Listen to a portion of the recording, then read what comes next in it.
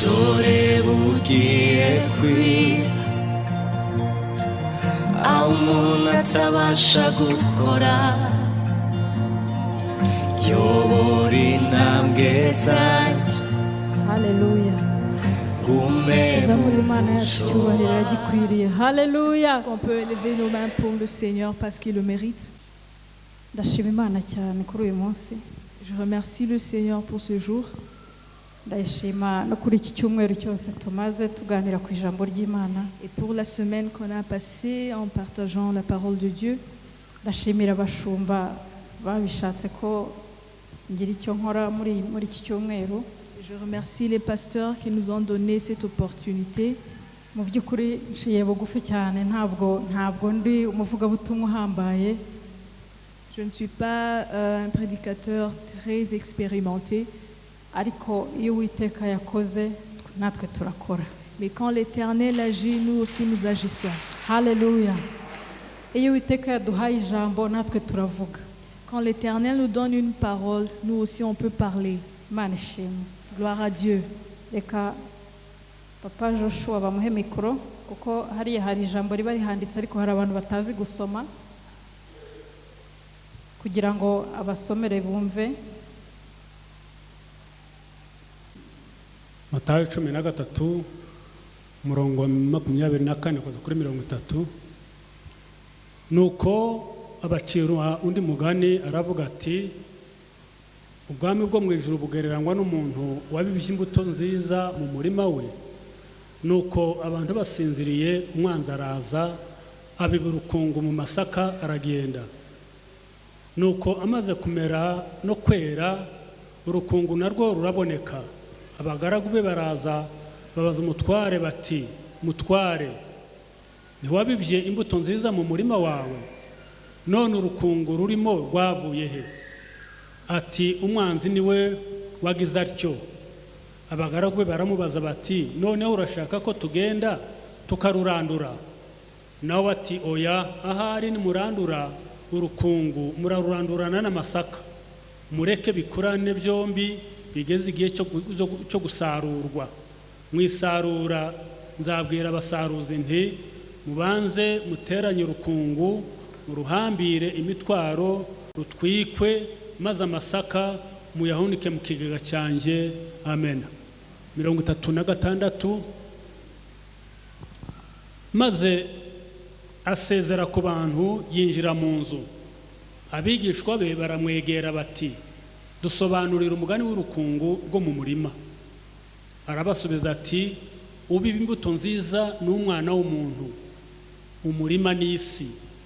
Imbuto nziza nizo bana b'ubwami, urukungu n'abana b'umubi. Umwanzi warubibye n'umwanzi. Isarura n'imperuka y'isi, abasaruzi n'abamarayika. Nkuko urukungu rurandurwa rugatwikwa niko bizaba ku mperuka y'isi. Umwana w'umuntu azatuma abamarayika be bateranye ibintu bigusha byose n'inkozi z'ibibi babikure mu bwami bwe, babajugunye mu itanura ry'umuriro, niho bazaririra bakahakenyera amenyo. Amen. Amen. Reka dukomere ijambo ry'Imana amashyi. Acclamons pour la parole de Dieu. Iki cyumweru twaganiriye ibishingiye kuri iri jambo. Pendant la semaine, on a partagé sur ce passage. Bituma nkuramo teme ivuga kuriya itandukaniro rikomeye ry'abana b'Imana n'abana b'umubi. Et de là, j'ai tiré le thème qui dit qu'il y a une grande différence entre les enfants du royaume et les enfants du malin. Suko tutari turizi turarizi. Ce n'est pas parce qu'on ne connaît pas ça, on le sait. Turabizi ko kuva umuntu yaremwa itandukaniro ryarabonetse. On sait que depuis la création, il y a toujours une différence. Adamu na Eva babyara abana, hagati yabo haboneka itandukaniro. Adam et Ève ont eu des enfants et il y avait une différence entre les deux. Imana yemera igitambo cya Abeli, yanga igitambo cya Kayini. Dieu a approuvé le sacrifice d'Abel, il n'a pas approuvé le sacrifice de Caïn. Abana baravukana, Yakobo na Yesawu, Imana yemera Yakobo, yanga Yesawu. Jacob et Ésaü étaient des frères et Dieu a approuvé Jacob, il n'a pas approuvé Ésaü. Ariko uyu mugani udusobanurira neza ko ntabwo ari Imana irobanura. Mais cette parabole nous montre que ce n'est pas Dieu qui fait cette différence, ahubwo umwanzi yateye yuko abantu batandukana. mais c'est le malin qui a fait que les gens soient différents comme ça. Umubibyi rero ni Imana yarabibye ishyira abantu mu isi. Alors Dieu qui est le semeur, il a placé les hommes dans le monde. Ariko mu gihe basinziriye barangaye, umubi araza bibamo imbuto, habonekamo abana b'umwijima aribo bana b'umubi. Mais pendant que les hommes dormaient, l'ennemi est venu, il a semé la mauvaise graine et il y a eu des fils du malin. Muze kurisoma neza mwitonze, murasanga bafite n'amaherezo abiri atandukanye. Vous pouvez lire tout le passage, vous allez voir qu'il y a deux fins différentes. Iyi si rero irimo abantu babiri batandukanye, irimo abana b'Imana ikabamo n'abana b'umubi. Alors dans ce monde, il y a deux catégories de personnes. Il y a les fils du royaume et les fils du malin. Uyu munsi ni wowe kwimenya ukavuga utese ndi mu bana b'Imana cyangwa ndi mu bana b'umwanzi. Alors c'est à toi de t'examiner aujourd'hui, de savoir si tu fais partie des fils du royaume ou des fils du malin. Cyane cyane ariko icyo nashakaga kuburira kuri iyi message, nashakaga kuburira abana b'Imana kugira ngo babeho bitandukanyije cyane n'abana b'umubi. Et surtout par ce message, je voulais avertir les enfants de Dieu pour qu'ils puissent se séparer des enfants du malin. Kubera ko kuva kera Imana imaze kubona yuko habayemo abana b'umubi yabategetse kwitandukanya. Parce que depuis les temps anciens, quand Dieu a vu qu'il y avait les fils du malin, il a ordonné aux fils du royaume de se séparer. Reka dusome mu Kuva 34 11 kugeza kuri 16. Nous allons lire dans Exode chapitre 34, 11 à 16. Ririya ni itegeko Imana yahaye Mose. C'est le commandement que Dieu a donné à Moïse. Iramubwira ngo ujye witondera icyo ngutegeka uyu munsi, dore nzirukana Abamoni, Abanyakanani, Abaheti, Abaferezi na buriya bwoko bundi. Kuri 12 havuga ngo wirinde ntuzasezerana isezerano na bene igihugu ujyamo rigiye kuba nk'umutego hagati muri mwe. Et la Bible dit, prends garde à ce que je t'ordonne aujourd'hui. Voici, je chasserai devant toi les Amoréens, les Cananéens, les Hétiens, les Phéréziens, les Héviens et les Jébusiens. Garde-toi de faire alliance avec les habitants du pays où tu dois entrer, de peur qu'il ne soit un piège pour toi. Imana yabwiye biriya bintu Mose bataragera i Kanani bakiri mu rugendo. Dieu a dit ces choses à Moïse avant que les Israélites arrivent à Canaan. Imusezeranya ko izabavanamo ikabirukana mu gihugu bari bagiye kujyamo cy'isezerano. Et il lui a promis qu'il va chasser tous ces peuples du pays des promesses. Ariko niba mwumvise muri uriya mugani ngo abagaragu babaje shebuja ngo mbese ruriya rukungu tugende tururandure turuvanemo, hanyuma ngo shebuja aravuga ngo oya, ahari byashoboka ko nimurandura urukungu n'amasaka avamo. Et dans la parabole de Jésus, vous avez vu que les serviteurs sont allés demander au maître s'il devait arracher l'ivraie dans le champ, mais il a dit c'est pas bien parce que vous pouvez arracher l'ivraie et en même temps arracher le blé. Nitugera no ku gutegeka kwa kabiri ibice 7 murongo wa mbere kugeza kwa gatatu. Chapitre 7 verset 1 à 3. Uwiteka Imana yawe nimara kukujyana mu gihugu ugiye guhindura ikirukana amahanga menshi imbere,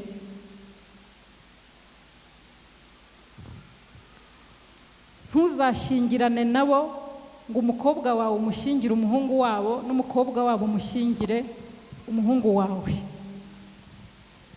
Lorsque l'Éternel ton Dieu te les aura livrés, que tu les auras battus, tu les dévoreras par interdit, tu ne traiteras point d'alliance avec elles et tu ne leur feras point de grâce. Tu ne contracteras point de mariage avec ces peuples, tu ne donneras point tes filles à leurs fils et tu ne prendras point leurs filles pour tes fils. C'est une promesse parce que le mariage c'est une alliance. Kandi twabonye yuko Imana yarababwiye ngo ntimuzagirane isezerano kugira ngo ritazababera umutego. Et Dieu leur avait dit de ne pas avoir une alliance avec eux pour que ça ne soit pas un piège. Yesu ashimwe cyane. Gloire à Jésus. Hallelujah. Iryo ni itegeko ry'Imana. C'était un commandement de Dieu. Noneho tukibaza ngo se Yesu ko yavuze ngo urukungu ni murureke rukurane n'amasaka. Et maintenant, on peut se demander si Jésus a dit laissez livrer, pousser avec le blé. Jusqu'à la moisson, c'est là où il y aura la différence. Est-ce que cette loi ancienne a été abolie? Est-ce que Jésus a aboli tout ça? ese yaravuze ngo mujye mushyingirana mujye mukorana amasezerano mujye mubana nta kibazo? Est-ce que Jésus a dit vous pouvez faire des alliances, il n'y a pas de problème? oya ntabwo ari byo, itegeko riracyahari. Ce n'est pas le cas parce que cette loi est toujours là. reka dusome muri Luka 12:51 kugeza kuri Nous allons 53. lire dans Luc chapitre 12 versets 51 à 53. mbese mutekereza yuko nazanywe no kuzana amahoro mu isi? uwo ni Yesu wabibazaga. ndababwira yuko atari ko biri, ahubwo naje gutanya abantu, kuko uhereye none hazabaho 5 mu nzu imwe badahuje, 3 na 2, kandi na 2 na 3 badahuje. umwana ntazahuza na se n'umwana ntibazahuza, umukobwa ntazahuza na nyina n'umukobwa we ntibazahuza, umukazana ntazahuza na nyirabukwe n'umukazana we ntibazahuza. Pensez-vous que je sois venu apporter la paix sur la terre? Non, vous dis-je, mais la division. Car désormais 5 dans une maison seront divisés, 3 contre 2 et 2 contre 3. Le père contre le fils et le fils contre le père, la mère contre la fille et la fille contre la mère, la belle-mère contre la belle-fille et la belle-fille contre la belle-mère. Yesu avuga kudahuza. Jésus a parlé de division. mbere byari ukutabana na gato, ariko ubu ni ukudahuza. Avant, c'était ne pas vivre ensemble, mais maintenant, c'est ne pas avoir les mêmes opinions. reka dusome Abakorinto ba 6:14. Nous allons lire 2 Corinthiens chapitre 6 verset 14. ntimwifatanye n'abatizera mudahwanye. Ne vous mettez pas avec les infidèles sous un joug étranger. mbese gukiranuka no gukiranirwa byafatanya biti? Car quel rapport y a-t-il entre la justice et l'iniquité? cyangwa umucyo n'umwijima byabana biti? Ou qu'y a-t-il de commun entre la lumière et les ténèbres? Haleluya. Icyo ni igice cya mbere Ça, c'est le premier passage kitubwira kudahuza, qui nous dit de ne pas se mettre en commun, kitubwira kutifatanya de ne pas s'associer n'ababana b'umwijima, avec les fils des ténèbres. abo Yesu yise abana b'umubi. Ce que Jésus a appelé les fils du malin. ese niba warabaye umwana w'Imana, Si tu es devenu enfant de Dieu ukaba uri kumwe n'abo muva inda imwe mudahuje, et tu es avec tes frères et sœurs qui ne sont pas nés de nouveau, mama wawe cyangwa nyokobukwe mudahuje, ta maman ou ta belle-mère n'est pas née de nouveau, umuyobozi wawe ukuyobora mudahuje, ton dirigeant au travail inshuti zawe nyinshi cyane mudahuje, ou tes amis,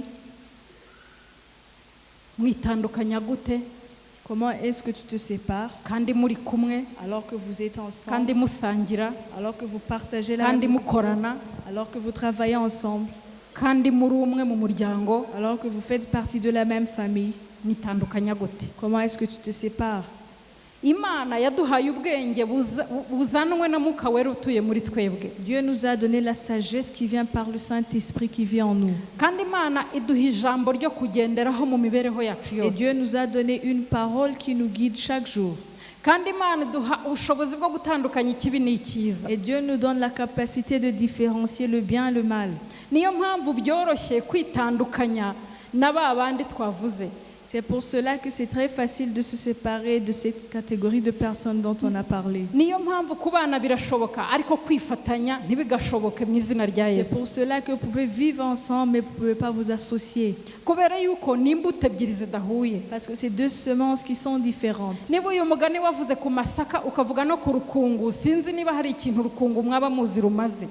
Si on a parlé dans la parabole du blé et de l'ivraie, je ne sais pas si vous savez l'importance de l'ivraie.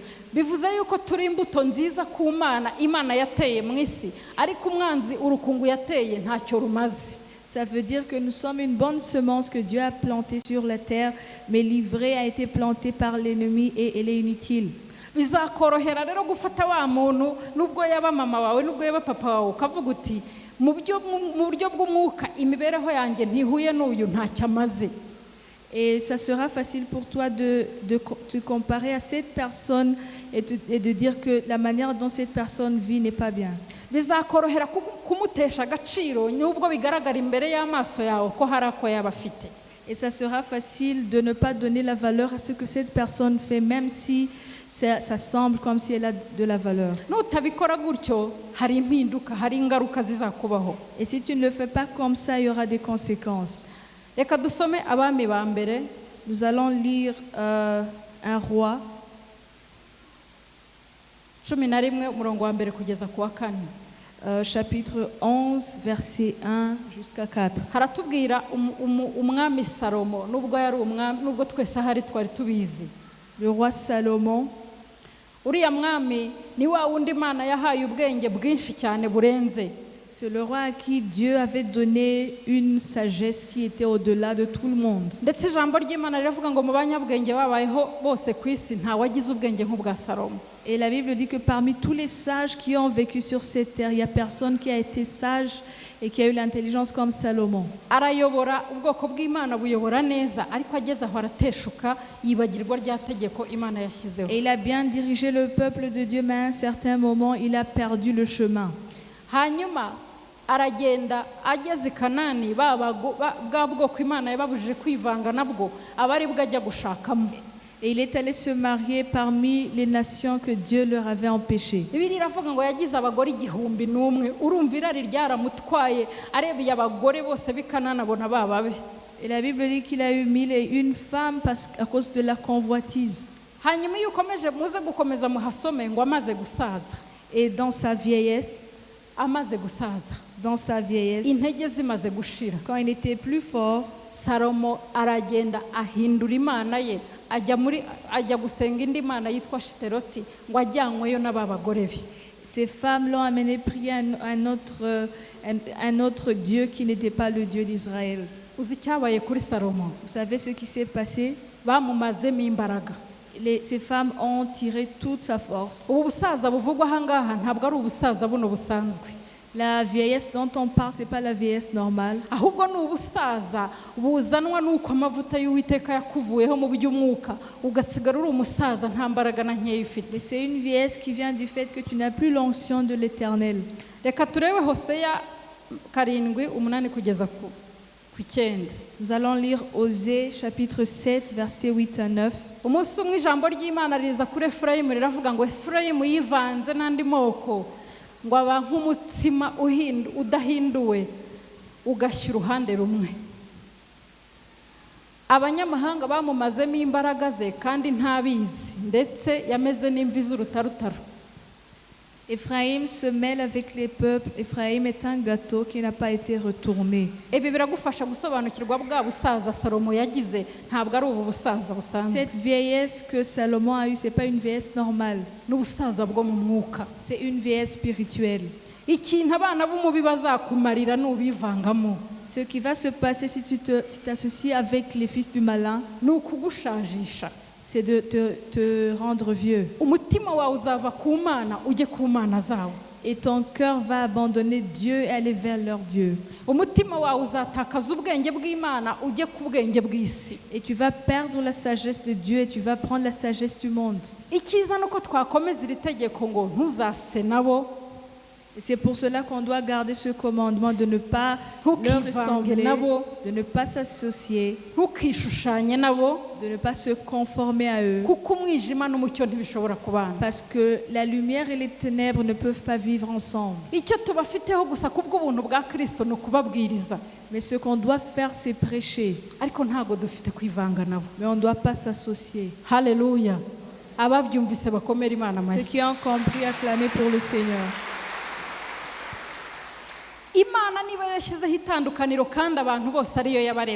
Si Dieu a mis une différence et c'est lui qui a créé tout le monde, ne cherche pas à mener de l'unité alors qu'il y a une différence. J'ai aussi parlé de l'histoire de Samson, vous le connaissez.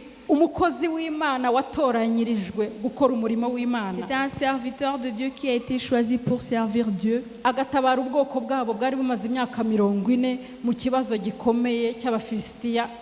Il est allé secourir son peuple qui avait été attaqué par les Philistins pendant 40 ans. Il est né d'une façon spéciale, il a grandi d'une façon spéciale.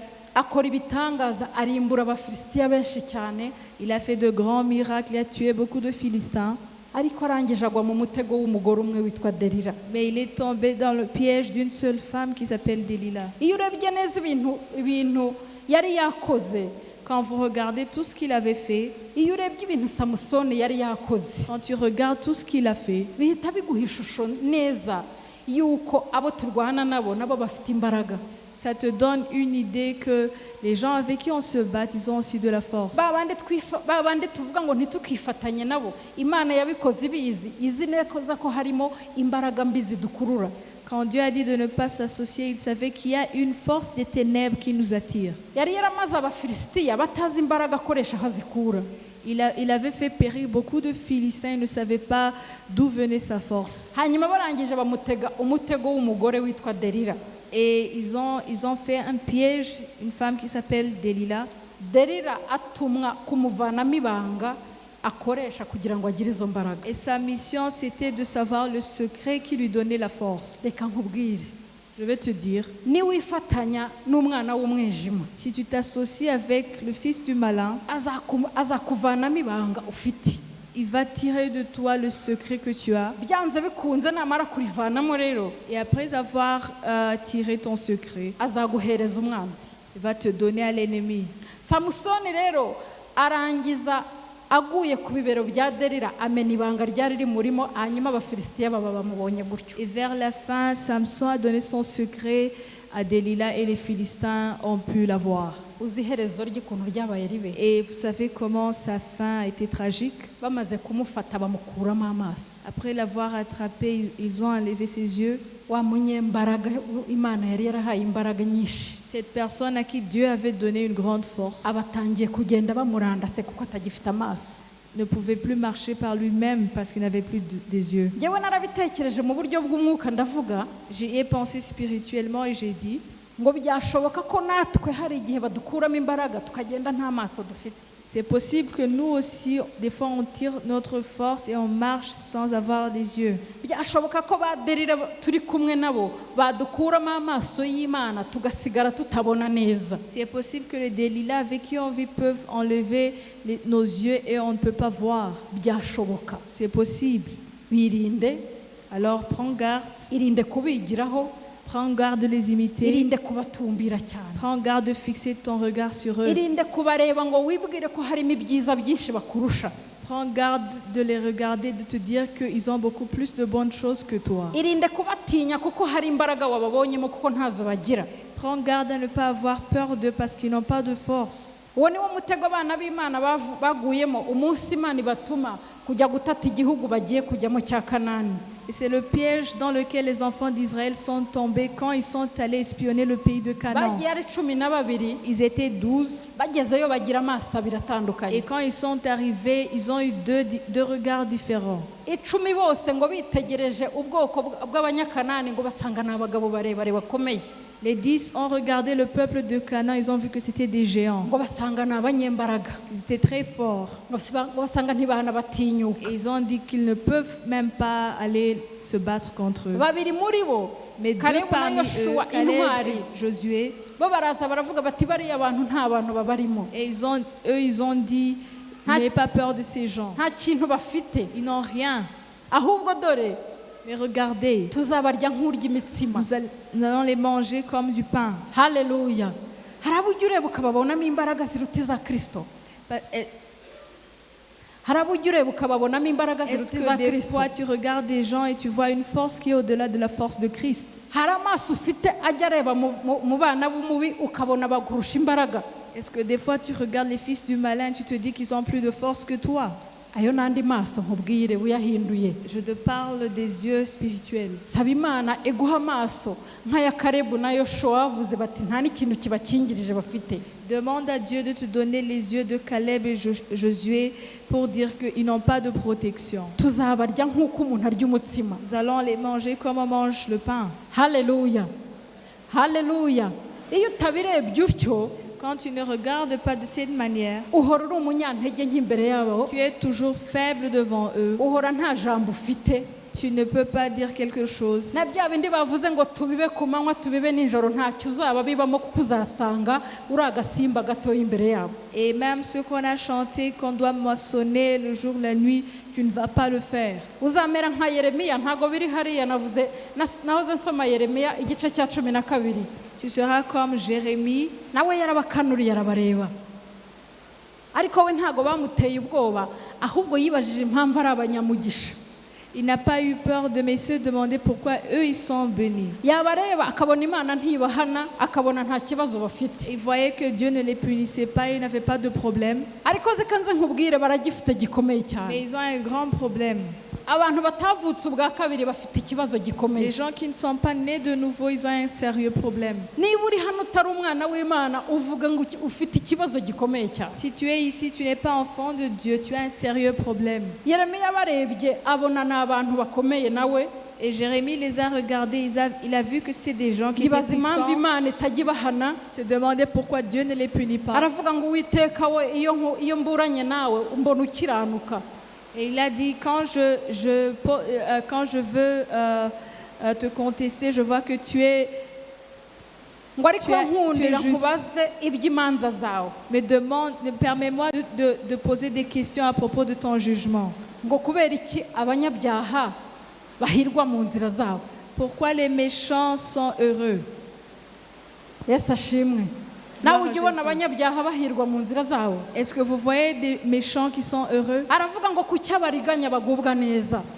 Il demande pourquoi eux ils sont bien. Nawe ujya ubona abantu bakora ibibi ariko warangiza ukabona bagubwa neza. Est-ce que des fois tu vois des gens qui font du mal mais ils sont heureux? Arakomeza abwira Imana ngo dore warabateye bashora imizi barakura, Il a dit à Dieu, tu les as plantés, ils sont forts, ngo bagira n'imbuto, ils ont même de la semence.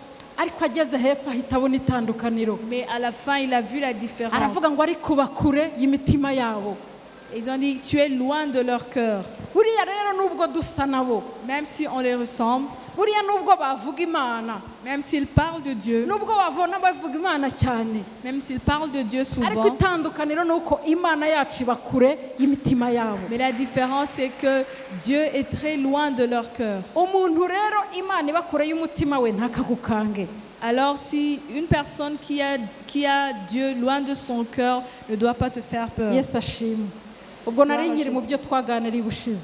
C'est ce qu'on a parlé la fois passée. Uyu munsi turavuga Aujourd'hui, on va babana b'umubi parler des fils du malin. byashoboka cyane ko baza mu iteraniro ry'abana b'Imana. C'est très possible qu'ils viennent dans l'assemblée des enfants de Mu Dieu. itorero hano byashoboka ko bahaza. C'est possible qu'ils viennent dans l'église. Byashoboka ko bahaza bafite ina mission. Ils peuvent même venir avec une mission. Reka dusome Petero wa kabiri Nous allons lire 2 Pierre uko Petero yabavuzeho, et voir ce que Pierre a dit. ariko nk'uko hariho abahanuzi b'ibinyoma badutse mu bwoko bw'Abisirayeli, niko no muri mwe hazabaho abigisha b'ibinyoma bazazana rwihereranwa inyigisho zirema ibice zitera kurimbuka. Il y a eu parmi le peuple de faux prophètes et il y aura de même parmi vous de faux docteurs qui introduiront des sectes pernicieuses et qui, reniant le maître qui les a rachetés, attireront sur eux une ruine soudaine. Wari uzi yuko hari abaza mu rusengero urimo? Est-ce que tu sais qu'il y a ceux qui viennent dans l'église là où tu es? Wari uzi ko bazakomeza no kuza Est-ce que tu sais qu'ils vont continuer à venir? batazanywe no gukizwa, Pas pour venir être sauvés, batazanywe no kumva Imana, pas pour écouter Dieu, bakaza biherereye baje kuzanamo izindi nyigisho? mais pour amener d'autres enseignements. Ese zaraje cyangwa ntiziraza? Est-ce que ces enseignements sont là, oui ou non? Nimvuga urusengero ntuze kugira ngo ni uru rwonyine mvuga, Quand je parle d'église, ne pense pas que c'est ici seulement. wumve n'izindi nsengero. Pense à toutes les églises. Bazazana inyigisho zirema ibice Vont amener des enseignements qui créent zitera des abantu divisions kurimbuka. et qui amènent les gens vers la perdition. Noneho niba babana b'umubi baba hanze, Et si les fils du malin sont dehors, bagashobora no kuba mu nzu y'Imana, et ils peuvent vivre aussi dans la maison de Dieu. mwene data tudakoresheje ubwenge bw'Imana, Frères et sœurs, pourquoi vous n'utilisez pas la sagesse de Dieu? wabamenya gute? Comment est-ce que tu vas les ko reconnaître? asa nawe ku ishusho, Ressemble à toi physiquement. ko azaza akigana iby'itorero rikora nawe akabikora, Il va imiter ce que l'Église fait. ko azakwereka yuko ahubwo akora ibirenze ibyawe. Il va même te montrer qu'il fait au-delà de ce que tu fais. Uzabigenza gute? Comment est-ce que tu vas faire? Yesu ashimwe. Gloire à Jésus. Haleluya. Barahari mu itorero, Ils sont là à l'Église. kandi ntabwo ari ubu bibayeho, byahozeho na kera. Et ce n'est pas maintenant que ça commence, ça a été depuis les temps anciens. Kandi nibasanga udakomeye mu gakiza bazagukurura bakujyana. Et si tu n'es pas fort dans le salut, ils vont t'attirer. Reka turebe uko Pawulo yababonye. Et voyons comment Paul les a décrits. Abagalatiya 2 umurongo wa 4. Galates 2. Ahubwo hanyuma byatewe na bene data b'indyarya, binjiye rwihereranwa no gutata umudendezo wacu dufite muri Kristo Yesu, kugira ngo badushyire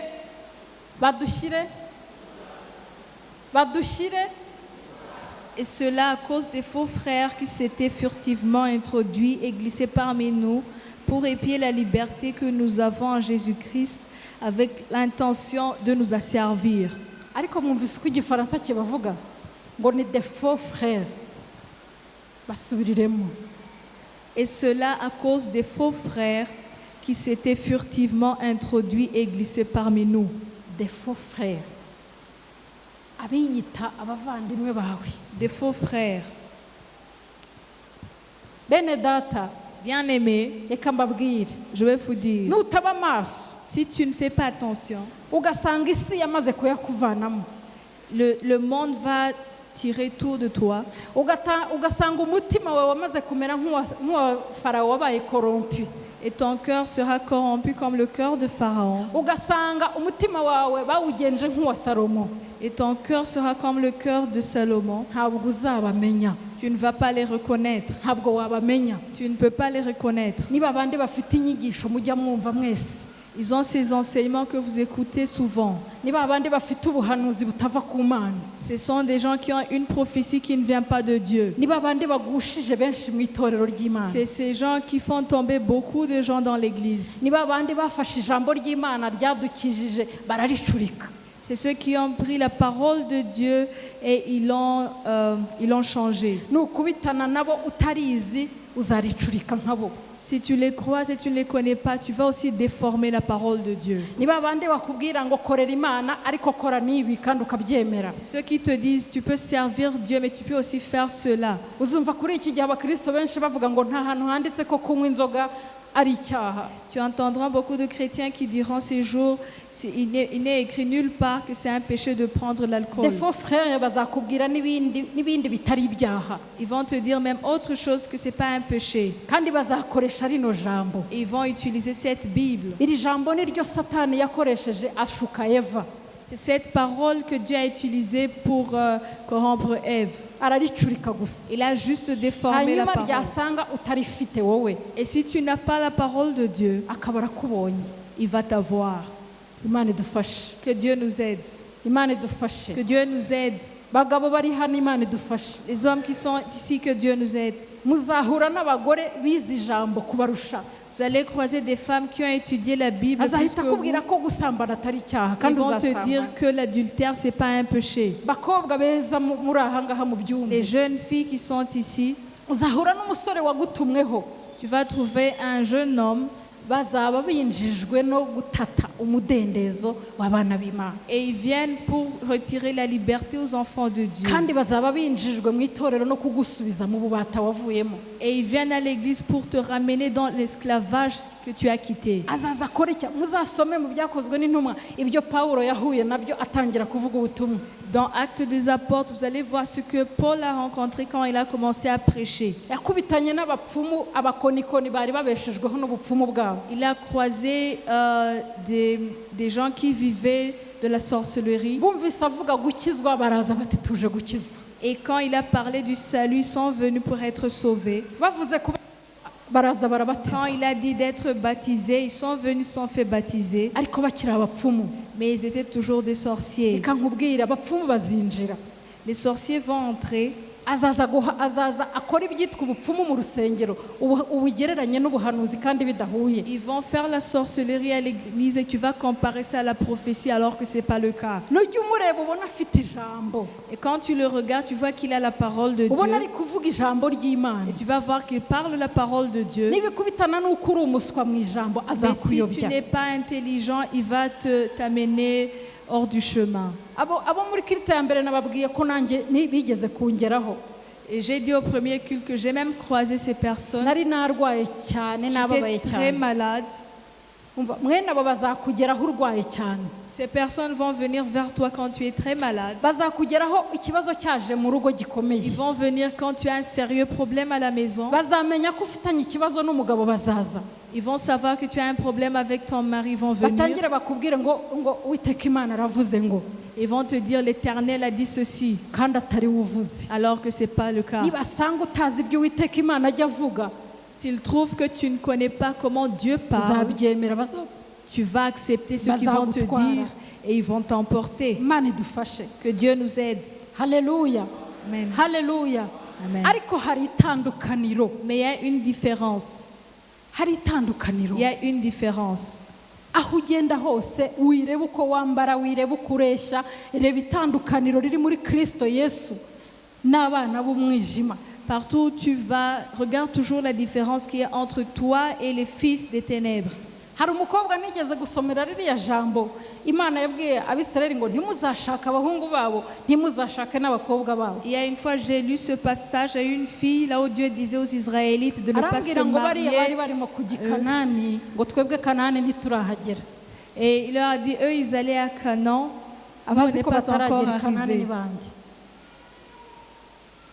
I Kanani twarahageze. On est déjà arrivé à Canaan. Ijambo ry'Imana rivuga ko nubwo turi mu isi twicaranye na Kristo mu ijuru mu buryo bw'umwuka. La parole de Dieu dit que même si on est dans ce monde, on est assis avec Haleluya. Christ dans les cieux Bicaranye na spirituellement. Satani hano mu isi. Eux, ils Twebwe sont abana assis avec b'Imana Satan ici. twicaranye na Kristo mu Mais nous, ijuru. les enfants de Dieu, on est assis avec Christ au ciel. Kanani yacu tuyirimo. Alors on est des gens dans notre Canaan. Twarahageze. On est déjà arrivés. Bazakubwira yuko ibyo byari iby'isezerano rya Ils vont kera. te dire que c'était les choses de l'Ancien Testament. Ariko abizeye Kristo, Et ceux abavutse qui ubwa croient en kabiri, Christ, ceux qui sont nés de nouveau, abana b'Imana, les enfants de Dieu, Kanani tuyirimo kuko twicaye mu ijuru on est hamwe na déjà à Kristo. Canaan parce qu'on est assis au ciel avec Christ. Igisubizo dufite ni ikihe? Alors la réponse qu'on a, Igisubizo cy'abana b'Imana la réponse des enfants de Dieu, ni ukuba maso cyane. c'est de faire attention. Ariko muri maso, Est-ce que vous faites attention? ese turi maso? Est-ce que vous veillez? Ni ukwirinda cyane C'est de prendre garde kuko bazatuma utirinda. parce qu'ils vont faire que tu ne fasses pas garde. Ba frere ba fo bazatuma utirinda. Les faux frères vont faire que tu ne fasses pas attention. Bazakwereka aho imbaraga ziri n'aho ubutunzi buri. Ils vont te montrer là où est la puissance et la richesse. Bazakwereka kugira ngo ube mwiza cyane uko Ils babigenza. vont te montrer comment tu peux faire pour être plus belle. Bazakwereka ko kugira ngo ugerweho ari uko uba ufite iki. Ils vont te montrer que tu dois avoir ces choses. Ariko navuze ngo reka mbisubiremo. Mais je vais répéter ceci. Tukamenyana njye nawe. Tukaba tuziranye njye nawe. Et on se connaît, toi et moi. Uri umukire cyane. Tu es très riche. Uri umukuntu ukomeye cyane. Tu es quelqu'un de très Uri puissant. umuntu wubashywe muri iyi si Tu es cyane. très respecté dans ce monde. Nakureba nkabona Kristo ntakurimo. Mais si je ne vois pas que tu as Christ en toi, Nareba imigendere yawe nkabona ntujya uyoborwa n'umwuka wera. et si je vois que tu n'es pas dirigé par le Saint-Esprit, Fasha tugire ngo je vais faire comme ça. ntacyo ubura icyo. Il n'y a rien. Ntacyo. Tu n'as rien. Ni ukuri ntacyo. Tu n'as rien sérieusement. Niba mwasomye iherezo rya rwa rukungu uko rizagenda. Si vous avez lu la fin de livret, comment ça va se passer? Ngo bazashyirwa hamwe bahambirwe. Ils seront attachés ensemble. Ngo abazanaga ibishuko n'ibigeragezo mu bana b'Imana bazahambirirwa hamwe. Ceux qui amènent des scandales et des tentations dans les enfants de Dieu, ils vont être liés ensemble. Ntacyo bari cyo. Ils n'ont rien. Ubutunzi bwabo ntacyo buri cyo. Leur richesse ne sert à rien. Tube maso rero. Alors, faites attention. Pawulo yandikira Abefeso arababwira ngo nicyo gituma bivugwa ngo usinziriye we kanguka. C'est pour cela que Paul a écrit aux Éphésiens, il a dit, celui qui dort, qu'il se réveille. va mu bitotsi mwana w'imana va mu bitotsi Réveille-toi kristo abone uko akumurikira pour que la lumière de Christ puisse briller vers toi. kristo abone uko urobanura amasaka n'urukungu Pour que Christ puisse séparer l'ivraie du blé. kristo abone uko agusobanurira ko uwo muri kumwe nubwo yiyita mwene so si we Pour que Christ puisse te révéler que celui avec qui tu es, qui s'appelle ton frère, n'est pas ton frère. natabigusobanurira ntuzabimenya. S'il ne te révèle pas ces choses, tu ne vas pas les savoir. hanyuma paul arongera avuga ngo kandi mwirinde cyane uko mugenda Et Paul a dit, prenez garde comment vous marchez. bana b'imana uko tugenda muri iki gihe Bien-aimés, comment nous marchons dans ces temps. uko ujya ugenda muri ba bandi Comment tu marches parmi ces personnes. uko ujya uvugana nabo Comment tu parles avec eux. wirinde cyane Prends garde. za mbuga ubaho z'abapagane za mbuga inkoranyambaga uhuriraho Ces n'abapagani groupes des païens. wirinde ibyo uvuga. Prends garde ce que tu dis. Pawulo yandikiye timoteyo aramubwira ngo Paul a écrit amagambo à yamanjwe Timothée, les paroles vaines amagambo yamanjwe ngo atari ay'imana qui n'appartiennent pas à Dieu. ngo yazibukire Ne fais pas ça. ngo kuko uko bayavuga niko bazarushaho gushayisha. Parce que comme ils continuent à dire ces paroles vaines, ils vont continuer à s'enfoncer. reba ba bandi mu bana batari abana b'imana Regarde ces personnes avec qui tu vis qui ne sont pas des enfants de Dieu. mujya muganira iki? Qu'est-ce que vous parlez? De quoi est-ce que vous parlez? iyo bavuze ibyo utemera usubiza iki? Quand ils parlent des choses que tu n'acceptes pas, qu'est-ce que tu réponds? mu birori byabo witwara gute? Dans leur fête, comment est-ce que tu te mu comportes? muryango wawe bamwe badakijijwe ubitwaramo Dans gute? ta famille, avec ces gens qui ne sont pas sauvés, comment tu te comportes? wirinde cyane Prends garde. utagenda nk'utagira ubwenge. Ne marche pas comme quelqu'un qui est insensé. niko pawulo yavuze, C'est ce que Paul a dit. niyo nama yatugiriye. Et c'est ce conseil qu'il irinde nous a cyane donné. niba ufite ababyeyi badakijijwe. Si tu as des parents qui ne sont pas sauvés, il faut irinde faire cyane niba attention. ufite onkere wawe ukurihira minerivare kandi adakijijwe. Si ton oncle te paye le minerval mais il n'est pas sauvé, kuko nutirinda cyane umunsi umwe azakubwira ati banza uve muri ibyo. parce qu'un jour il peut te dire il faut d'abord abandonner ceci. irinde cyane imbere ya ba bandi ubona ugakanura amaso nk'uko yeremiya yabikoze. Prends garde devant ces personnes que tu regardes et tu es impressionné comme Jérémie l'a ikindi fait. pawulo yavuze ngo mucunguze uburyo umwete. Et Paul a dit rachetez le temps iminsi ni mibi, car les jours sont mauvais. reka mbabwire Je vais vous dire, iminsi ni mibi, les jours sont mauvais. ndababwiza ukuri iminsi ni Je vous mibi. dis la vérité, les jours sont mauvais. uko irushaho kuba mibi, Et au fur et à mesure que les jours pawulo deviennent plus yaravuze mauvais, ngo abantu babi n'abiyita uko batari, ceux qui sont mauvais, ceux qui se comportent comme ils ne sont pas, babiyita uko batari ni baba faux frère, les faux frères, babandi baza bakakubwira ko akijijwe. natwe turasenga ceux rega. qui te montrent une image des gens qui sont sauvés, qui te disent nous aussi on prie. erega nubwo ubona ntasengera iwanyu nanjye ndakijijwe. Même si je ne prie pas chez vous, mais moi aussi je suis sauvé. azagenda na bibiliya adafite intego yo kuyisoma ahubwo afite intego yo kuyisenya. Il va marcher avec la Bible, pas pour prêcher la Bible ou lire la Bible, mais pour corrompre la Bible. kandi abantu babi Et des mauvaises personnes. ubisome neza ku ijambo rikurikiraho hariya, Vous pouvez le lire dans le passage qui suit. n'abiyita uko batari Et ceux qui se montrent comme ils ne sont pas, bazarushaho kuba babi, ils vont continuer à être mauvais. ngo bazaba bayobya abantu. Et ils vont amener vers la perdition beaucoup de personnes. ariko nabo bayobywa bafite imyuka ibayobya bakagira n'imyuka iyobya abandi. Ils ont des esprits qui les égarent et ils vont égarer les autres. 14 pawulo akavuga ati ariko woweho ugume mu byo wize. Mais toi, demeure dans les choses que tu as apprises. abari hano bize, haleluya, abari hano bumva bafite icyo bize, Ceux qui ont appris quelque chose, mubigumemo, demeure dans ces choses. guma mu byo wize, Demeure dans les choses que tu as apprises. kuko wabyijejwe n'uwakwigishije. Comment tu as appris ces choses par la personne qui t'a enseigné. twigishijwe na mwuka wera kubaha imana. On a été enseigné par le Saint-Esprit d'honorer Dieu. yesu tutabonye n'aya maso yacu twamwijejwe na mwuka wera uba muri twe. Jésus qu'on n'a pas vu avec nos yeux, on a cru en lui à cause du Saint-Esprit qui est en nous. guma muri ibyo wize rero, Alors demeure dans ces choses que tu as apprises kandi ubigumemo ucunguza uburyo umwete, et rachète le temps kandi ubigumemo ukanguke. et veille. kuko nibamara kuba benshi Parce que quand ils seront nombreux, ubutumwa tuvuga hano hanze l'évangile qu'on prêche ici dehors, tukarangara tukadamarara si on est distrait, bazabuhindura bavuga ubwabo ils vont déformer l'évangile et prêcher leur ndetse évangile. byaratangiye Et ça a même commencé. kubera ko iri jambo twizeye tugakizwa À cause de cette parole dans laquelle on a cru, on a été sauvé. nitutaba amaso Si on ne prend pas garde, bazazana irindi baribwirize ils vont amener une autre parole et prêcher cette parole. nitutaba amaso ngo dusenge Si on ne prend pas garde et si on ne prie pas, bazinjira bameze nk'abaje gusenga ils vont entrer comme des gens qui viennent prier, ariko baje gutata umudendezo w'Imana mais pour venir nous arracher notre liberté. kandi nukomeza kumurebaho Et si tu continues à regarder cette ubu nguyu personne noneho we mukaba muri hamwe hano et tu es avec cette personne ici akamara kugucanganyikisha et tu deviens confus, uzabivamo tu vas quitter kuko ces uzajya choses. umureba ubona aravuga Imana Parce que tu vas regarder cette personne, tu vas te dire qu'elle parle de la ariko part de Kristo Dieu. yaravuze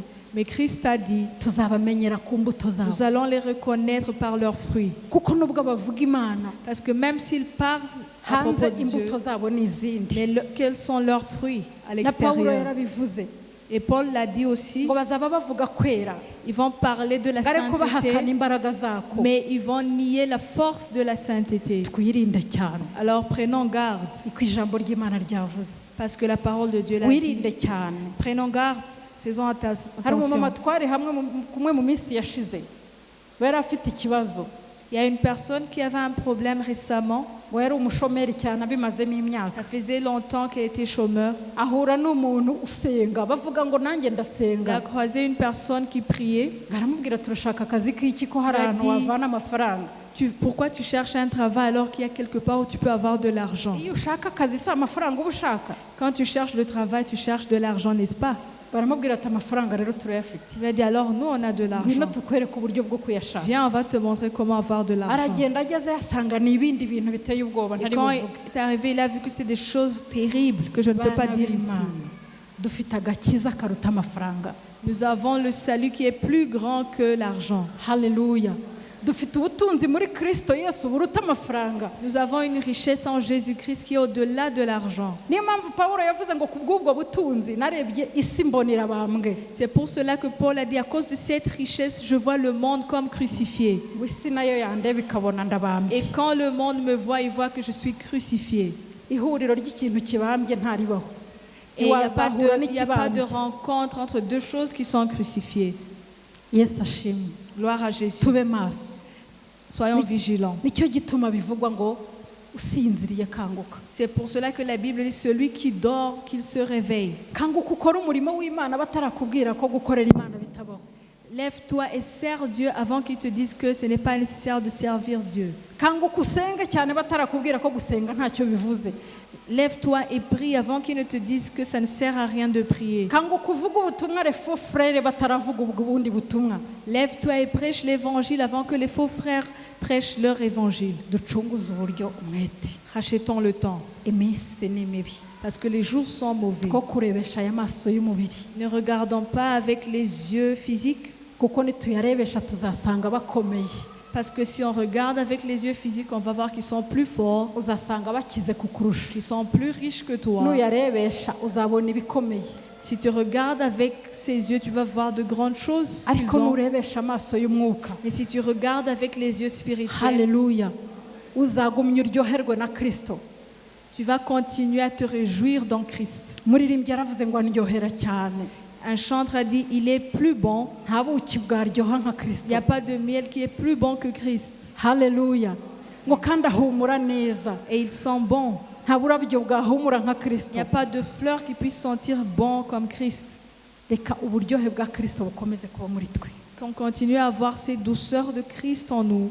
message yanjye rero yo kutivangavanga n'abana b'umubi Et mon message, c'est de ne pas s'associer ou se mélanger avec les fils du malin. niba uri umwana w'Imana Si tu es enfant de Dieu, wikwivangavanga n'abana ne b'umubi t'associe pas avec les fils du malin. kuko Kristo yashyizeho itandukaniro Parce que Christ a mis une différence. kandi yadutegetse kutaba nkabo Et il nous a ordonné de ne pas être comme eux.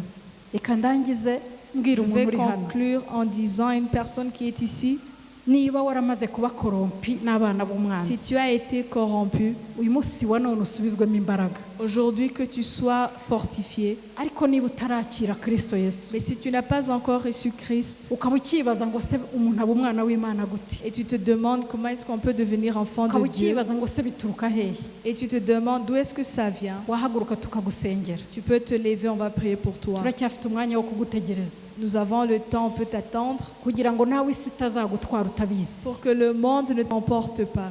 ibyaha biragutegeka uko byishakiye Et le péché te gouverne comme il veut. kwirinda ntako wabona udafite Kristo Tu ne peux pas avoir de maîtrise de soi si tu n'as pas Christ. aho uri haguruka tugusengere Si tu es là, lève-toi, on va prier pour toi. Imana iguhe umugisha Que Dieu te bénisse. Imana iguhe umugisha Que Dieu te bénisse. tera intambwe wigira hano imbere abashumba bagusengere Tu peux approcher ici devant, les pasteurs vont prier pour toi. niba hari n'ubundi nazi S'il y a une autre personne, elle peut uwa venir. kabiri n'uwa gatatu nibaza Deuxième, troisième personne. abana b'umubi bazarimbuka Les fils du malin, ils vont périr. abana b'umubi nta bwenge bafite Les fils du malin n'ont pas de sagesse. iherezo ryabo si ryiza Et leur igira fin n'est hino pas niba bon. nawe utarakizwa Si tu n'es pas encore sauvé, approche. Imana ibahe umugisha Que Dieu vous bénisse. kandi twirinde cyane uko tugenda Et qu'on soit vigilant de la manière dont on marche. tutagenda nk'abadafite ubwenge Qu'on ne marche pas comme des ahubwo insensés. tugende nk'abanyabwenge Mais qu'on marche comme des sages. ducunguze uburyo umwete Qu'on iminsi rachète ni le mibi temps parce que les jours sont mauvais. Imana ibahe Que umugisha Dieu vous bénisse.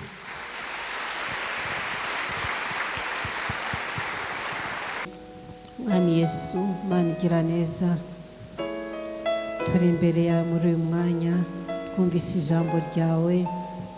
Mana waganirije imitima yacu, niyo mpamvu Uwiteka Nyiringabo twongeye kugusaba imbaraga zawe kugira ngo tumenye kwitandukanya n'ab'iki gihe, tureke kwishushanya, tureke kugenda uko tudakwiriye kugenda, tureke kugenda nk'abadafite ubwenge, tureke kwivangavanga mwami w'abami kugira ngo abana b'umwanzi batatumara imbaraga bakatujyana mu bidakwiriye, bakatujyana mu gusenga ibigirwamana nk'uko byagendekeye Salomo. Mwami w'abami turagukeneye, turagukeneye, uduhe imbaraga zo kwirinda, uduhe imbaraga zo kugendana nawe, uduhe ubwenge kugira ngo dushishoze, tumenye abo tugendana nabo, tumenye abo dukwiye kubana nabo, tumenye n'uburyo dukwiye kwitwara, bityo mwami tuguheshe icyubahiro mu mibereho yacu ya buri munsi. Twe kwishushanya n'ab'iki gihe, twe kwishushanya n'ibidakwiriye, mu izina rya Yesu Kristo. Twe kwishyira mu bubata bw'ikintu icyo ari cyo cyose, ahubwo tube ab'umudendezo, ahubwo tugendane nawe, ahubwo tumenye guhitamo ibikwiriye, ibiguhesha icyubahiro. Mwami w'abami urakoze, umugisha umuja wakoresheje kandi ukomeze kumugirira neza. Mwami turagushimiye, tugiye gutandukana, gendana natwe kandi ukomeze kuturinda no kutugirira neza. Icyubahiro n'ikuzo bibi byawe mu izina rya Yesu Kristo, amen. Mujye kubonana n'umushumba hano inyuma, abanyamasengesho.